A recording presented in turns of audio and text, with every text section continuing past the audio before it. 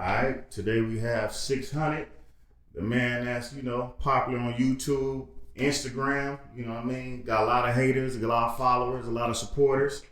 He a celebrity boxer, a professional boxer, a bodyguard, celebrity bodyguard, a man of many talents. So we're gonna start it off by asking, a lot of people online say you're trying to be the new Suge Knight. Are you, and why do you think they say that? I think that came from some of my management skills, dealing with CripMac, and I usually keep me a cigar, which I got a couple cigars in my bag. I got the beard and shit, but I ain't got the bald head.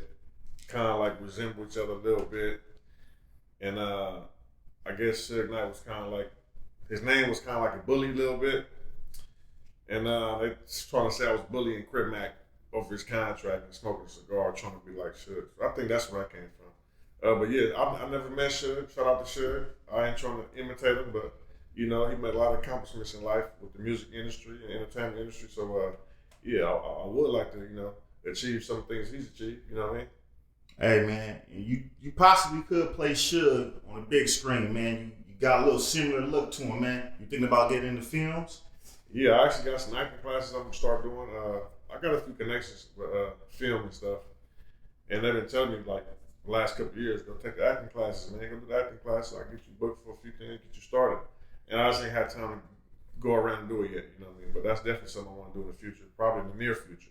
Definitely, man. All right. So you're a man of many talents. I got a question. If you wasn't a boxer, professional athlete, bodyguard, or manager, what would you be doing? Shit, it's a whole bunch of them. I'll be doing one another. You know what I'm saying? That's why I do so many things. Cause like whatever one hit and take off, I'm gonna go. That's just how I go. I do everything I can.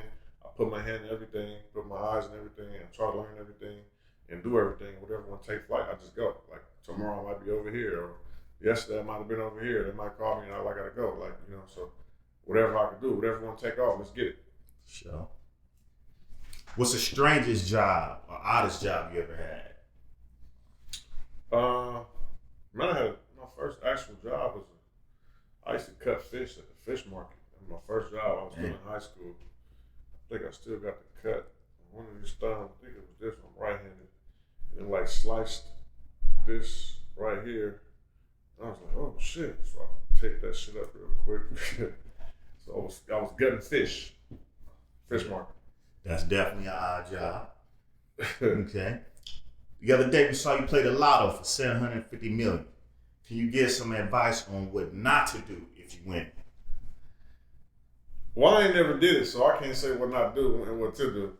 I would say just don't spend it all in one day and spend it all in one spot. I would say spread it out.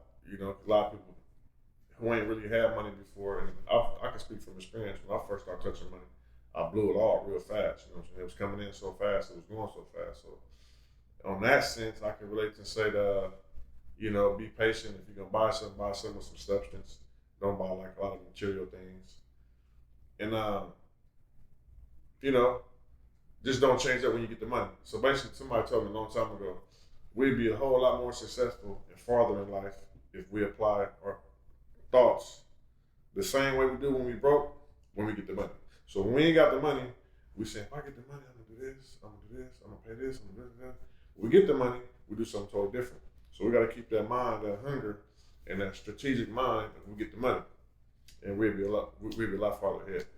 So that sounds like some good advice.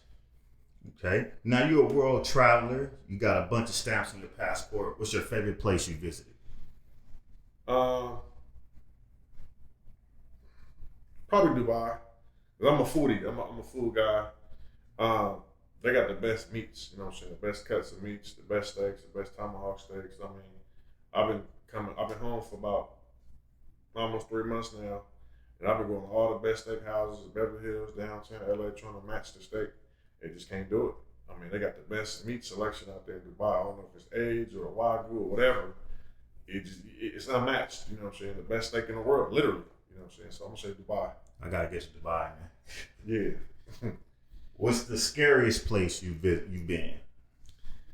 Scariest place? Man, probably right here in LA, man. I'm not like a fearful guy, but as far as the danger, I mean, I've been in third world countries, Jamaica. I've seen 13-year-old kids with choppers, AK-47s. I've been in Tijuana, Mexico. It's all that stuff is dangerous. But a lot of these places you go, the actual police and military actually protect the tourists from coming from people from the locals, because let's just say I go to Jamaica and I have a bad experience, I get robbed or something. I'm gonna come back and tell you and everybody else, like, man, it's dangerous, don't go out there, and that's gonna stop the money. So they actually protect you for the most part, and they tell you where to go and where not to go, so they can keep keep their travelers coming in, keep the money coming in. And LA is just dangerous. I've been to Tijuana, Mexico, and they said, man, it's safe in LA. They said, man, I'd rather walk in Tijuana, Mexico at 3 a.m. than walk in South Central. So, right here, this shit is crazy, man. But I tend to not really go places where I'm not safe. I'm starting to learn that as I get older, man. Just enjoy life and not try to see the hood and do all that stuff. I want to see it, experience, see what people go through, but I'm trying to enjoy life. I'm trying to see the luxury parts, man. For sure. All right. Which country had the best women? I've been to Canada, Egypt, Africa, London, UK, Dubai, Germany, Mexico. You know what, man? I think it's beautiful women everywhere. You know what I mean? Everywhere. You know what I mean? I think that they're all the same. People say they got the best women here, but I think every place got beautiful women. And that's my honest opinion. Like, it's bad bitches everywhere. Some people say, man, LA got some bad bitches. I'm from New York, or I'm from Texas. I mean, I think they're really everywhere. You know what I mean? I really can't pick one, because they're everywhere. All right, hey, they all over the world. All right, any celebrity honeys hopping in your DMs? Are you hopping in the DMs yet? Nah, not yet. They ain't. I think it might be a little bit too much ism for them. You know what I'm saying? I think they might have spotted the ism already. I don't know. Not yet. All right, if you could hop in a celebrity DM, who would it be? I always like Kim Kardashian.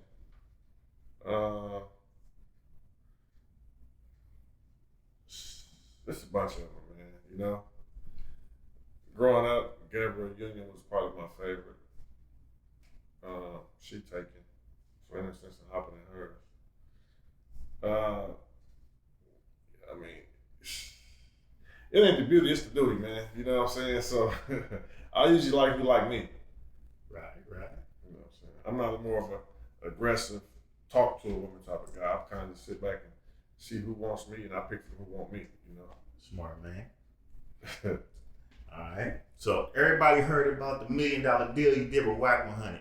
Can you speak on what it is? Is it something people should be looking for when you on Wack?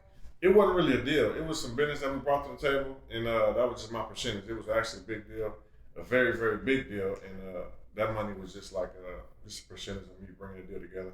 Just my percentage of it, Nice. So just something I brought to the table, and certain things I know he know people in certain areas, and he can close the deal for me. Easy money, bam, For sure. Okay. So, Wack has a little size on him too. He's always issuing fades. Who will win in the fade between you and Wack? I mean, I'll be out of my mind to say that somebody can beat me up, as far as in a street fight. I mean, because I got the street experience and I'm a professional boxer, so it ain't too many people, and I'm not the baddest guy in the world. Every dog got that day, but it ain't too many motherfuckers who can see me in the streets. And, shout out Wack, man, but I don't think we ever fight. You know what I'm saying? I don't really I try to stay away from the fighting and the beefs. I stay away from all that shit, man, you know what I'm saying? Some of my big homies done challenged me to a fight, like, with serious. I'm not about to fight you. So, I be having respect for people. I don't be, what I'm saying? I'm really like a nice guy, man, you know what I'm saying? The image is, my history is what it is, but I try to stay away from that shit. But it's just a question. Nah, there ain't too many people who can see me for a street fight. Respect. All right, what about you and Wack in an arm wrestling contest? Who wins? I don't think he really working out like that. I gotta say me. I don't think he really working out like that. You know what I'm saying? Yeah. I think I'll get him on that. Respect. Okay.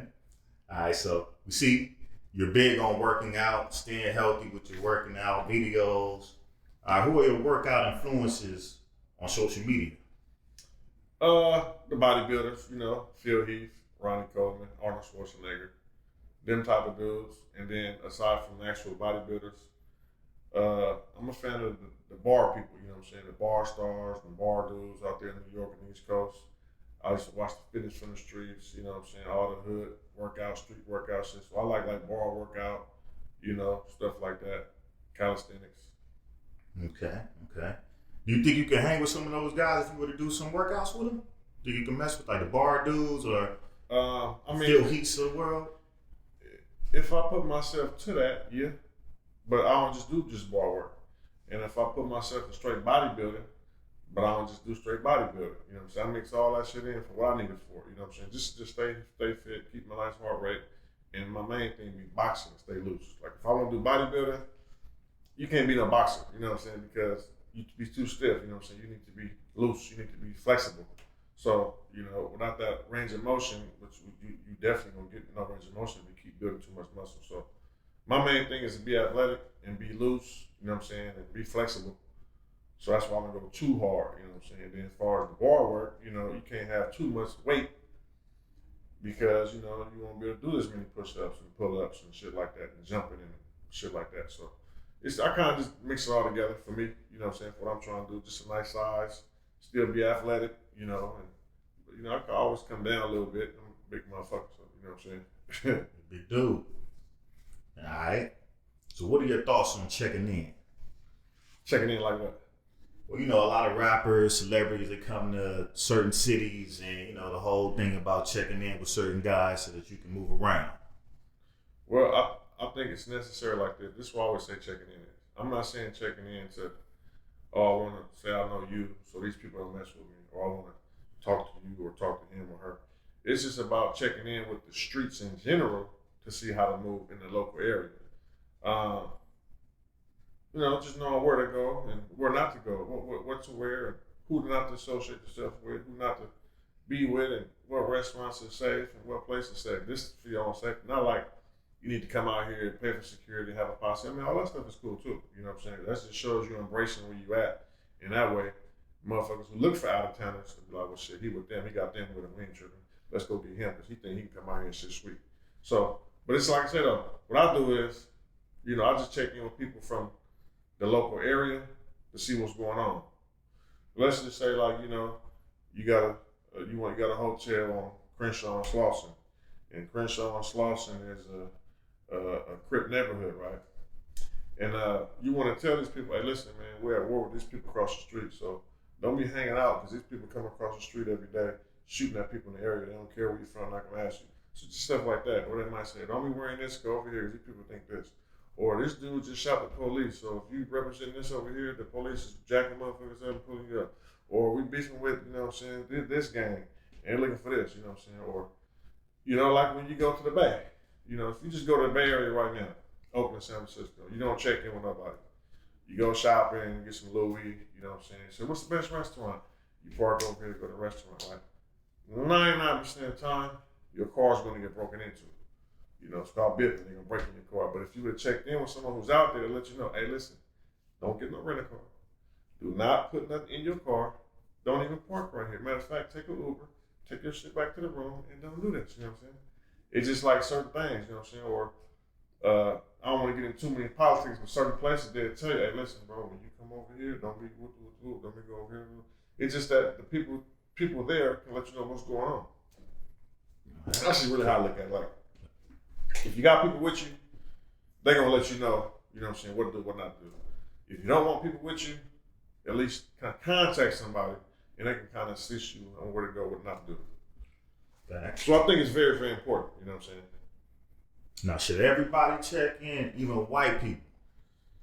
Should they check in too? Well, yeah. Like I said, this is what you understand. You can just Google it, you know what I'm saying? It's been Hollywood, Beverly Hills, you know, a lot of non-affiliates, not non, you know, people been getting robbed, you know what I'm saying? Followed to their homes, followed to their hotel rooms, followed in here just because they got a nice car. They know you from out of town. You know you can't hop off on a plane with no gun. So we know you don't have a gun. So, you know, if you're hopping off the airplane, you get a nice rental car, you think you're going to cruise down Sunset Boulevard, rent an Airbnb, a nice area. Motherfuckers is everywhere, you know what I'm saying? They're looking for that type of shit, you know what I'm saying? So, it's not like, oh, we're only looking for black people, or we're only looking for rappers, or we're only looking for basketball players. No. Motherfuckers is trying to eat, you know what I'm saying? So people coming from other countries, you know what I'm saying? They know you can't hop off this plane with the gun. They know you can't go buy a gun. So they're going to run up on you with the gun. They know you don't have a gun. You can look at Beverly Hills, Rodeo Drive. Motherfuckers running up, hopping up the car, sitting next to you, putting a gun in your shoulder. Hey, take this off. Just read too much, nothing you can do. So don't be wearing all this jewelry. Don't be having all these Louis Vuitton and Balenciaga and Gucci bags sitting around like you this, that, and the other. Motherfuckers is hungry, man. LA is either you rich or you just there. You know, 90% of the motherfuckers is trying to get there. And 50% of them is like, fuck it. We got to get it somehow. So you can't trust none of these motherfuckers. And I'm not trying to scare nobody, but that's just the reality of it. You know what I'm saying? You might see me and don't think I'm a threat. But it's a lot of motherfuckers with light skin, long hair, you know, no tattoos on the face, you know, no scratches, pulling up in nice shit, and then hopping out robbing shit, doing crazy shit, man. You know what I'm saying? Of course, the motherfuckers with the cornrows and tattoos and scars, you know what I'm saying? Baggy shit, you know what's coming. But it's a lot of motherfuckers who look like me, you ain't gonna see it coming. So, real trash. Just be cautious, you know what I'm saying?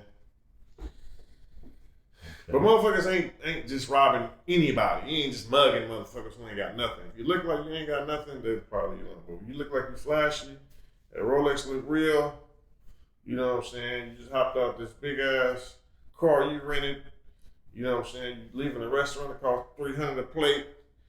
They know somebody got some money, you know what I'm saying? Just be careful about that shit. Facts. All right, so we know you're a manager. You know, you manage rappers, fighters, etc. So how did you get into the management game? As far as the first person I managed was a boxer. I got boxer, Jazzy Savage, 5-0, 5 knockouts, heavyweight. Because I'm in the boxing world. I've been boxing. I kind of managed myself, and through the whole process, I've met a lot of people and learned how the shit go. So, you know, when I got my first big payday, I was able to sign some people and get them going like that. As far as the music, I've always known people in music. I've just never been in music, you know what I mean? So, it's just about, you know, reaching the people who need to be reached. And I'm good for that, you know, so I know how to reach people. I know how to pull up on people. I know how to ask. I don't just be quiet. I'm not passive about it. Hey, we need this done. What do we need to get this type of deal? What would you like to see from us to get this done? Because we want this. What do you need? What you looking for? So a lot of people just passive. A lot of people don't really know how to do it. I'm more of aggressive in that business sense. So, and I think I can utilize that shit, you know what I'm saying, for people who don't want to focus on that. They want to just focus on either the sports or the music or whatever they want to focus on. You know what I'm saying? Take a certain type of motherfucker to do all that and do their craft and do the business part. You know, that's why managers are in place and people were in place for that. Okay. So probably the biggest person you managed or you were associated with was CripMac. How did you meet CripMac? So basically he was doing his thing. He was kind of blowing up like over a few years. I know who he was, but like I said, it's the time that he seen that he was on. I wasn't really on that time, so I wasn't really paying no mind. But when he said he had a boxing match coming up, like celebrity boxing, that's when I inserted myself, because he know people, we all know each other. So I'm like, hey, get him on the phone where he at. I need to go holler at him. If he gonna do the boxing, and he gonna do it with me, I'm gonna make sure we do it right. Because can't nobody teach him how to be a heavyweight from scratch more than I can, because I taught myself from scratch. So there's a lot of good trainers, a lot of people, but they can't actually get in there with you and show you and actually learn from someone with the actual experience. So that's how I met him, you know what I'm saying? Some people he knew him. I reached out and said, hey, listen, let's get it. And that's how it happened. So what would happen if you and CripMac got in the ring? He ain't really got no boxing experience. He can't fuck with me on no real boxing, you know. I actually sparred him. I sparred him a little bit to see where he was at. He's supposed to be having a fight coming up. The fight got pulled, but he's cool. He ain't really got no boxing experience though. All right. There's a hilarious video of CripMac ordering some food at a restaurant. So, you know, when you go out to eat with him, do you help him order his food? Sometimes. So, you know, let's just say we go to a burger joint, right? He's from the 55th Street. That's where he's from. 5-5 Crip, right?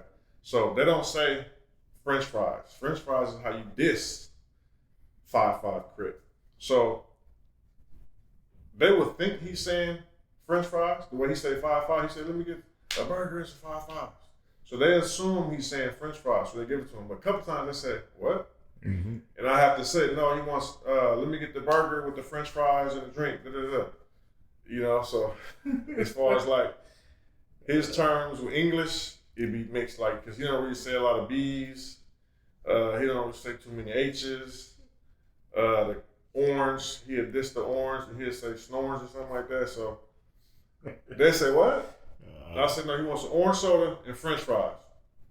So, you know, that's just a little bit of the gang talk. You know what I'm saying? That's how they diss his ops at this 55th Street by saying French fries instead of saying 5-5.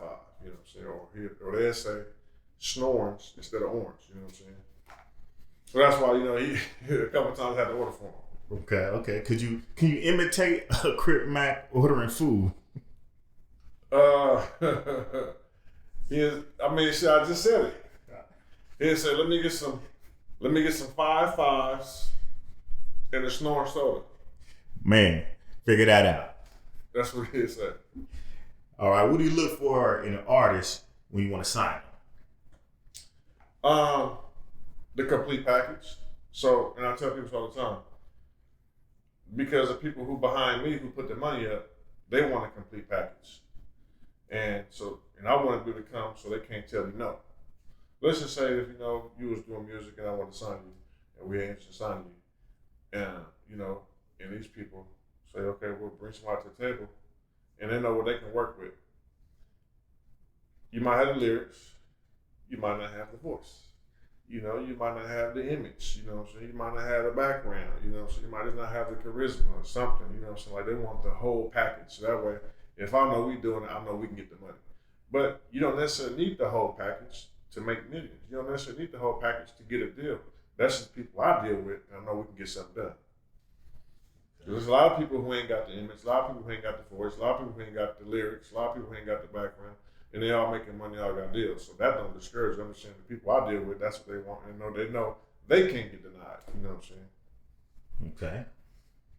Any advice for upcoming rappers or talent who try to get into the game?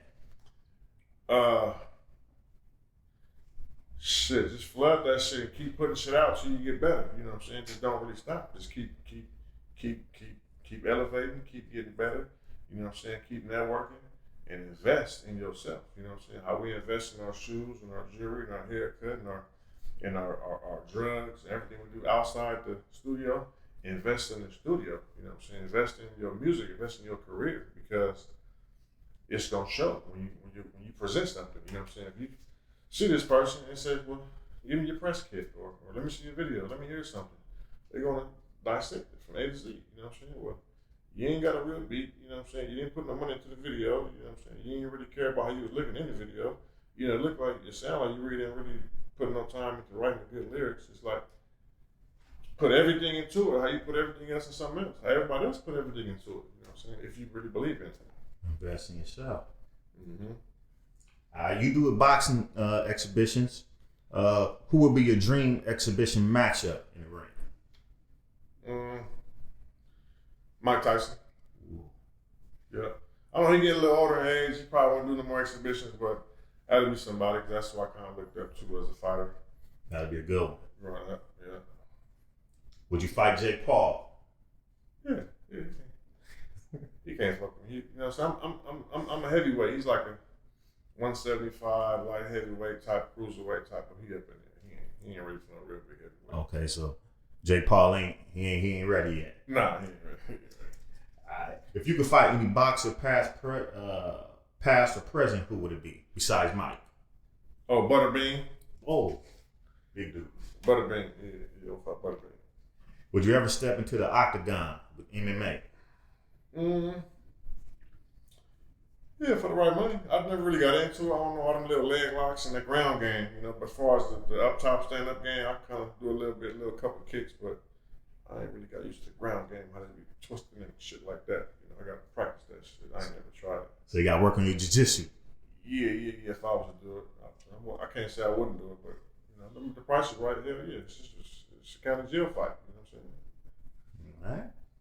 All right. So we know you're big on no snitching, but is it okay to still enjoy a snitch's music, art, movies, etc.? I think it is because there's so much.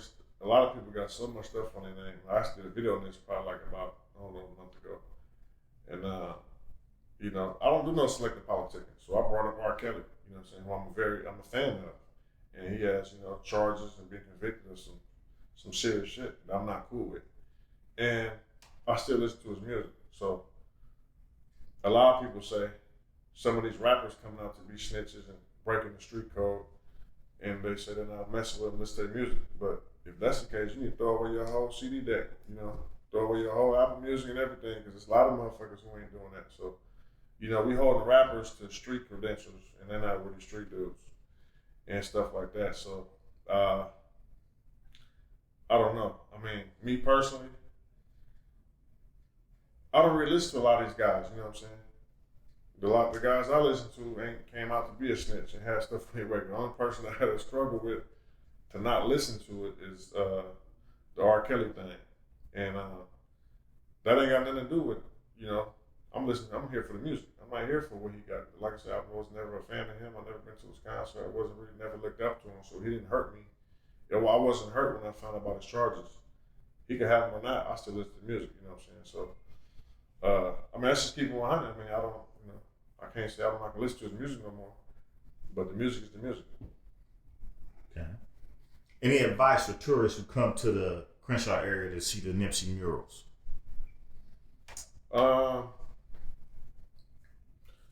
Just don't be wearing too many way out colors. Keep it like black, white, gray, maybe like some neon green or something like that. I'm wearing all red, all blue, all orange and purple and stuff like that. And stay away from the baseball caps. Just kind of, be normal, you know what I'm saying? And don't be, trying to talk to and buy drugs from locals, you know what I'm saying? That should be a setup. But people usually respect people who just come to do sightseeing and mind their business. But just don't wear a lot of flashy jewelry and shit like that, because no matter where you are, whether you visit a mural or you going to a nice place, you still put a target on yourself for people who don't live that lifestyle. That's how they make a living off of, stealing from people. Good advice. What advice would you give to youth on gangs? It's a waste of time. It ain't really no benefits in it. We can go back to before, maybe 20 years ago, it probably could have been some type of benefits from it. But today, it ain't. It's just a facade. It ain't worth it. It's not worth. Like I said, it's never been worth it. I tell people this, like it was never worth it. You know what I'm saying? All these guys are wishing that they chose another lifestyle. You know what I'm saying? Because it's just not it. You know what I'm saying? That day and age is over with. And I'm telling people it's gonna be a certain time where all this ghettos and communities is gonna be just like museums, like how it was when you see the cowboys. And this was where this guy was at. And this guy got killed. And this used to be this type of neighborhood. All that stuff is over with, man. It's time to get money and stay legit. All that shit is rap, man. I'll tell people all the time, man. Young dudes ask me about this and about that. I'm like, listen, man, if I was you, bro, I would go play football, man. You know what I'm saying? Or go play basketball, bro. That game banging shit is a waste of time, man. It don't really, because like I said before, if that's what you were into, it was never no real benefits. You got to kind of be a dummy to be a gangbanger. But if you did it back then, dudes still followed the rules. Now, there's no benefits, and they don't even follow the rules. So it's no win situation, So you just might as well just go do something stupid and, either die or go to jail. That's what's going to happen. And you're going to be sitting in jail or sitting dead. Like, why did I do that? It's no win situation. That shit is a wrap, man. Listen up, kids. Take advice. All right, so we see you got a blue check mark on IG, the original. You got about 50,000 IG followers. Your YouTube, you almost had like 10,000. And it's grown. Your YouTube has grown like maybe like 7,000 the last month or so. So what advice would you give people on growing their social media? Well, it's two different things. Yeah, Instagram and YouTube. Instagram is more like who you know, who follows you. It's like a popularity contest. You got to get all these likes and all these followers for people to say, and you got to get a blue check. People say you are somebody. Then you got to meet people and tell motherfuckers to follow you. So when they see, oh, he follows him, oh, he like this picture. So it's like a popularity contest. That's hard to do just if you just a regular person. Now YouTube give you more of a shot at it, and you can go out and create content without being somebody. Whether you just creating content from other people or you just screen recording other people's shit, So you can build your shit up the way you build it up, and the more you post, the more people like your videos, they'll subscribe to it. And it's just a fact of what I've noticed, how far down the list you are. You got your favorites, people watching, you got the hot topics pop up, and you got the people you subscribe to. So when you get done watching that, you start clicking on different other stuff. So if you can get people to click on your page and watch your shit, what I'm saying? That's why they call it clickbait. Because I made you click on my shit. So not only is clickbait, it's actually shit that you really gonna watch. But so the Instagram more like popularity contest. You gotta kind of go be popular and actually meet people. The YouTube is more like you gotta just do it, and you can grow up on yourself. You ain't really gotta meet people. You ain't gotta be a celebrity. You be your own celebrity in your own world. So it's just two different things. Okay. On a scale from 1 to 10, how would you rank your social medias, like your IG and your YouTube? Like, what do you mean? How do I rank it? All right. So, like, on a scale from 1 to 10, like, how good you think you are on there, or popular you think you are on Instagram and YouTube? So Instagram, let's start with Instagram. Instagram's like this. Everybody know you, but people don't like your shit. Because they don't want certain people to see you like your shit. They don't want you to see you like your shit. They just be kind of like undercover haters.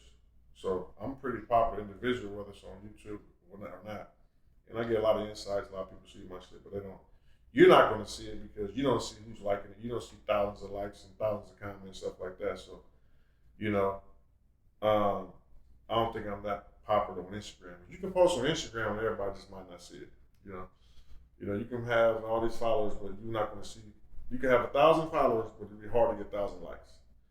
YouTube, you can have 20 subscribers and get 10,000 views.